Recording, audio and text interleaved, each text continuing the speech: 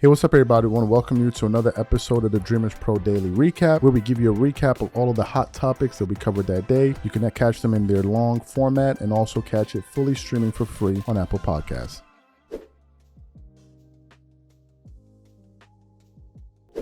As I've been telling y'all for some time now that, the sports media game is a very interesting place, man, because there's so many ways you can make a name for yourself. Some people do it through controversy by having, heated moments and they get a lot of attention that way. Some people do it through being a great, just giving great takes every single day. Some people do it through rage baiting. Some people do it through, I guess you say, glazing. Some people do it through hating. There are myriad of ways in which people can grow their audiences. But one of the things that I noticed that's been taking place a lot more over the last year now is just this rage baiting that's been going on, right? Just one thing after the other, just this rage baiting, right? Because it's a way of getting people to engage with you. You say things that are crazy, people get upset, they click, boom, you won, right? You won because people are going to watch and all of that, and that's how you make a name for yourself. And generally what happens is even the people with the craziest takes eventually find themselves an audience, right? So what happened? One of the coolest things to do is to kind of take little shots here and there at Michael Jordan. People have found a way to kind of ride that wave, right? But recently there was this conversation going around because, as you guys know, Derrick Rose was getting his jersey number hung in the rafters in Chicago. I think in the United Center. I think that's the name of the arena. And I posted a video actually on my Instagram. If y'all are not following me on Instagram, my handle is CTABANZ. I posted a video about it, of Michael Jordan's message to Derrick Rose, which was a very, very classy message as always from MJ. And then somehow I think Scottie Pippen also put out a message as well. Derrick Rose had his night. Big shout out to Derrick Rose and everything that he means. Son was a bad boy when he was healthy, man. But then the conversation kind of shifted to, okay, is Derrick Rose bigger than Michael Jordan in Chicago? Now, the reason that this is a troll question is this. The minute you say that, the minute you compare any player to Michael Jordan, but let alone a guy like Derrick Rose, you know the immediate reaction. NBA fans are going to come out in droves and like, bro, what? Like, is this what we're doing? And we even put up a poll about this, and I'm going to show you guys the poll later. But then now, for you to now make a name for yourself, all you have to do is just be the person that says, no, I think D Rose is bigger, and then boom, you start garnering and amassing audience. So essentially, that's what Draymond Green did. Now, Draymond has some pretty, he has some pretty wild takes from time to time, but this one, he's essentially saying that Derrick Rose is bigger than Michael Jordan in Chicago, and I want you guys to take a listen to his rationale. So what we want to do is we want to play what Draymond had to say, listen to his comments, and then we're going to come back and react to what Draymond said. Take a listen to Draymond Green here. Well deserved, what D Rose means to the city of Chicago, not meant, means to the city of Chicago. Like, there's not one bigger person in the city of Chicago than Derrick Rose. Make no mistake about it. You heard what I said. There is not one bigger person that means more to the city of Chicago than Derrick Rose. Derrick Rose is everything to the city of Chicago. And listen, with all due respect to MJ, I love MJ. We all wanted to be like Mike. Still love Mike. Mike doesn't mean more to the city of Chicago than Derrick Rose. That's just facts. Derrick Rose stops everything. Derrick Rose stops crime. Like, Derrick Rose can walk around Chicago, no problem. Like that, like what he mean to the city of Chicago is unbelievable. And to get his jersey retired, well deserved. Obviously, we know what happened with the injuries and stuff that took D Rose off the path that he was on. But man, youngest MVP in league history. Right in the Chicago Bulls jersey. When the Chicago Bulls were struggling for years after Mike, Derrick Rose came and saved the franchise. Excellent. So you heard what Draymond had to say. Before I even get into that, let me show you guys the poll results. So I posted this not too long ago, about an hour or so ago, and the question I put up was who's bigger? I didn't even write it properly. I said who's a bigger in Chicago. I should have said who's bigger in Chicago. Anyway, I wrote who's a bigger in Chicago, Jordan or D Rose, right?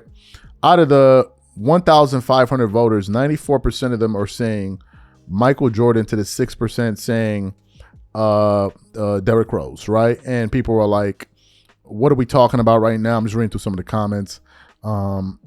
It's like, who's bigger on the internet, DREAMERSPRO or Joe Rogan? Oh, damn, somebody took a shot at me. That was, but I don't even think that's comparable. Like, that's even worse. The distance between me and Joe Rogan and the distance between Derrick Rose is even wider. Another guy said, what a dumb question. Another person said, LOL, people saying D Rose are trolling so hard. Another guy said, dumb question. Another guy said, come on, Chuck, not even close. Another guy said, this got to be clickbait because what the F. Another guy said, come on, man, no debate. Another person said, why is this even a question? So this is the general sentiment from NBA fans. Now, some people are saying, you need to ask people from Chicago specifically. I don't know how I can ask people from Chicago specifically, right? I can't go to Chicago and run a poll. But let's be serious here. Derrick Rose is from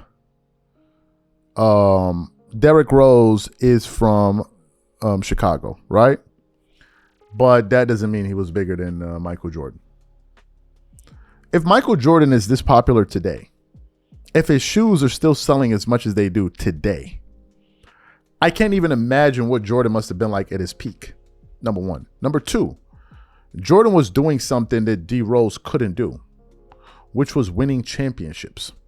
He turned that franchise from a laughingstock into a dynasty, right? Jordan's games in the finals were the most viewed games in NBA history. Michael Jordan captured the imagination of the world. So how hard would it be for him to capture the imagination of Chicagoans? Like, what are we talking about here, right? Jordan was at one point as popular as damn near Michael Jackson at the same time, but you're telling me in Chicago, D Rose? No, look, D Rose is from there, but it doesn't mean that, and I'm not from Chicago, so I don't want to speak for them, but I can relate it to somebody else. I grew up in New York City. Stephon Marbury's from New York. I think he's from Coney Island or something like that, right? But Stephon Marbury's from New York. I remember watching Stephon Marbury play ball even when he became a New York Knick. I remember when Stephon Marbury went to the Knicks. Jalen Brunson is bigger than New York right now than Stephon Marbury ever was, bro. The way New York City holds down Jalen Brunson is unlike anything I've seen, probably going all the way back to Patrick Ewing. Jalen Brunson is not from New York. I mean, I could be wrong. Let me check. But last time I checked, I don't think Jalen Brunson. Let me just see. Jalen Brunson, I don't think he's from New York City. Let me see. Jalen Brunson, he can't be from New York. He is from, okay, he's from New Jersey. He's from New Jersey, but still, that's not New York. New Jersey's right there. Shout out to Jersey. But he's not from New York. He's a big deal. I give you guys another example. Kobe Bryant. Kobe Bryant is from Philly. Kobe Bryant was born in Philly. He's Mr. LA. Right? Even when he was alive, he's Mr. LA. He's not from Los Angeles. Right? So you don't need to be born in a city to be the biggest thing in that city. Look at Kobe Bryant. Kobe's not from D Wade. I mean, although D Wade played with the Bulls for a little bit, but you get the point that I'm making. So just because Derrick Rose is from Chicago, that don't mean he's bigger than Michael Jordan in Chicago. That's insane. I don't even think it's close. I don't even think it's close. The fact is, we were not chronicling Michael Jordan during his heyday when he was in Chicago. But if Michael Jordan was in Chicago doing what he did right now today, he would be the biggest thing on the earth. Like, you'd be able to see him from the moon.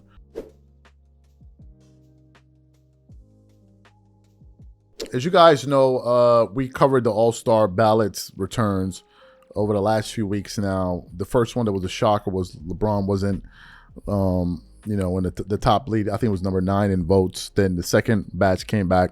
Then it was number 8 in votes, which now made us realize that this guy was not going to be a starter in the All-Star game for the first time in 21 seasons, right? And then the conversation quickly shifted to, is LeBron going to make the All-Star game at all now that he's not a starter? And some people feel like there are other players that are more deserving than he is. Of course, you have Ant-Man and all of these other guys, right? So we had that conversation there. But prior to the votes coming out, or maybe when the first round of voting was going on, Kevin Garnett went out there and said that he was encouraging people to not vote for LeBron James because he felt like he wasn't deserving of an all-star appearance this year. He wasn't the only one, by the way. Tracy McGrady also did it. But Kevin Garnett was kind of pushing that line, right? And people said this, people said that. Then I think the first group of votes came out. Then Kevin Garnett went on his show and was essentially saying, and we did a show about it, that LeBron James ruined the all-star game.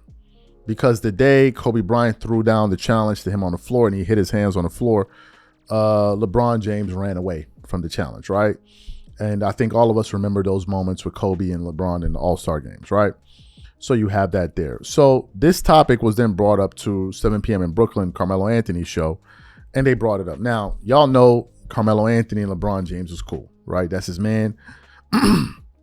And he always defends LeBron James. So when they brought up this topic to Carmelo Anthony essentially tried to save LeBron after Kevin Garnett said that son ruined the All-Star game, and that's essentially what he did in his sound here. What I want you guys to do now is listen to what Carmelo Anthony had to say in defense of Kevin Garnett, and then we're going to come back and continue on the show. Take a listen to what he said here. In defense of LeBron James. AG says something. I see him say like Bron the All-Star game up. With the Kobe Bron one-on-one where he smacked the floor. He's only saying that because at that moment of what we know and how we looked at the All-Star game was like the stars rise to the occasion. And this is all stars, but now you have the star of the stars that's rising to the occasion, that we just know that this is what everybody wants. We have to give this to them. My first All-Star game experience was 03-04 as a rookie. So it was a rookie All-Star game, right? And we played against the sophomore. I think at the time it was like Amari Stoudemire, Boozer. We playing against those guys as rookies. So we thinking that we the hot, rookies. We got the first game. As you go through the weekend, you realize the energy gets different on Saturday for Saturday activities. Then Sunday coming is like, it's a whole nother energy that you can't even fathom. You seeing getting ready. You in the locker rooms. You seeing the All-Star jerseys, how serious they taking it. Now everybody in cahoots because it's almost like a wrestling match. It's like, all right, look. First 3 quarters. Let me get my shit off. Everybody on the same everybody on the same page, though. First 3 quarters. Let's put on the show. Let's go have some fun. Fourth quarter come. We all agree that we get into it. That's what we came up underneath. That's the information that was passed down to us. So when he didn't do that, people started looking at it like, oh, like, I bet. We going to do it our way at this point. Oh, Bron the All-Star game up. Oh, Bron the dunk contest up because Bron ain't never been in the dunk contest. I don't know why. Bron the three-point contest up. He going to get blamed for every single thing. But that was a pivotal moment for him to keep that energy going in the All-Star game, especially when it's challenged like that. It's challenge. It's a fun challenge though, because we all know that he want this moment. You said the word right there. And we all know that we want you to have this moment with him. We want you to have this moment. This is why I say that y'all, we all rising to the occasion, but now this is what we all want to see here. Like, go ahead. If it was somebody else, nobody would be saying anything about it. Excellent.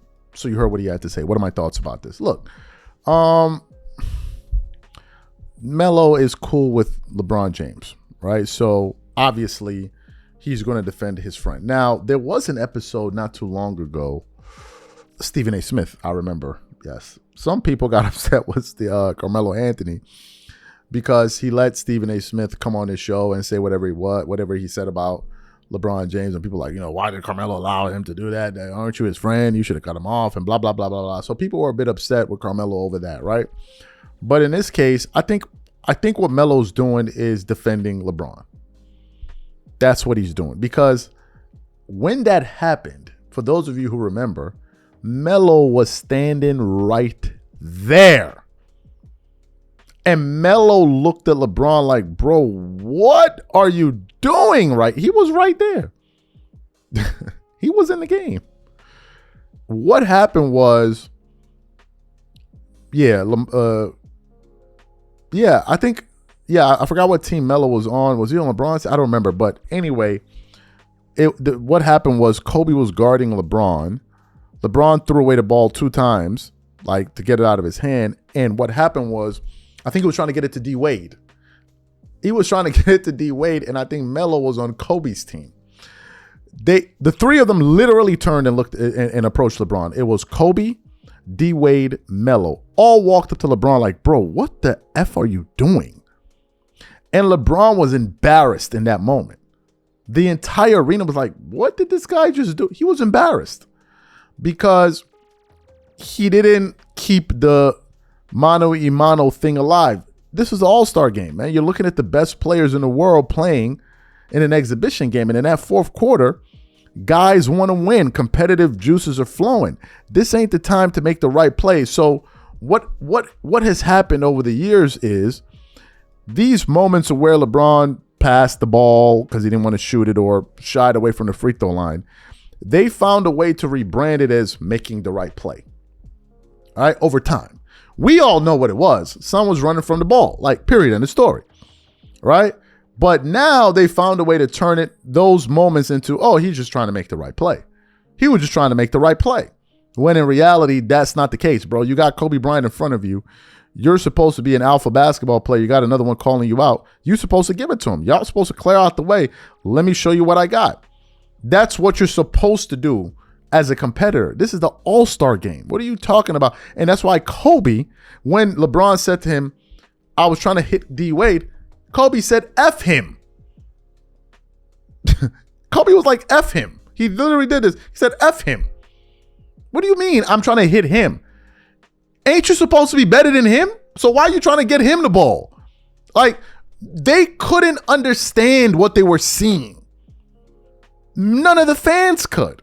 But now it's 2026 and you have these guys now have microphones, and now you can kind of try to rebrand those moments and turn it into something else, which is what you see his agent and all of these other guys try to do. Oh, now it's called the right play, right? Before it was like, bro, you're chickening out from the moment here. Now they've transformed it into, oh, now it's the right play. So that's the moment there. Nothing surprises me, man. He defended LeBron, and I didn't expect anything differently.